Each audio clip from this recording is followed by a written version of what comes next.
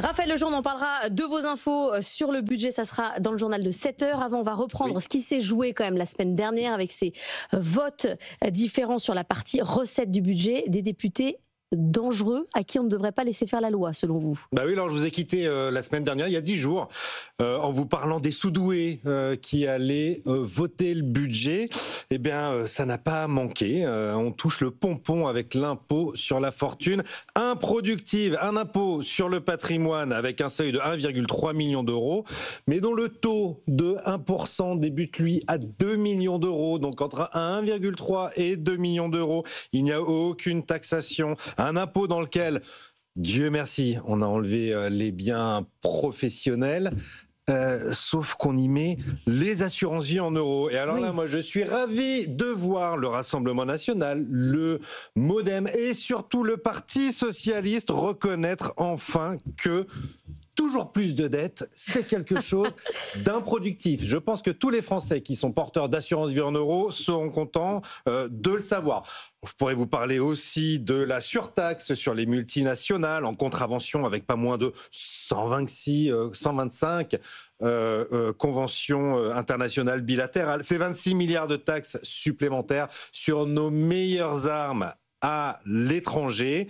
Voilà qui fera du bien au pays. Ces gens-là sont dangereux, je vous dis.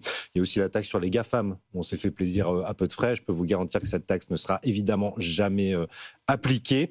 Mais peu importe, on se fait plaisir à peu de frais, un peu de vertu fiscale pour la galerie. C'est toujours bon à prendre. C'est pas fini. Le plus dur est à venir. Non, c'est pas fini. Effectivement, avec l'examen du PLFSS demain, du budget de la Sécu, c'est ça le vrai sujet. Et que va-t-on entendre sur les bancs que le moindre euro d'effort sera insoutenable, que nous sommes incapables de rationaliser nos dépenses, de faire mieux avec moins, alors que nous sommes le pays au monde qui passe le plus de temps à la retraite. On va rallonger un peu plus cet Eldorado ultime de quelques mois encore. Le but ultime de notre nation est devenu de passer le plus de temps possible à la retraite. C'est navrant.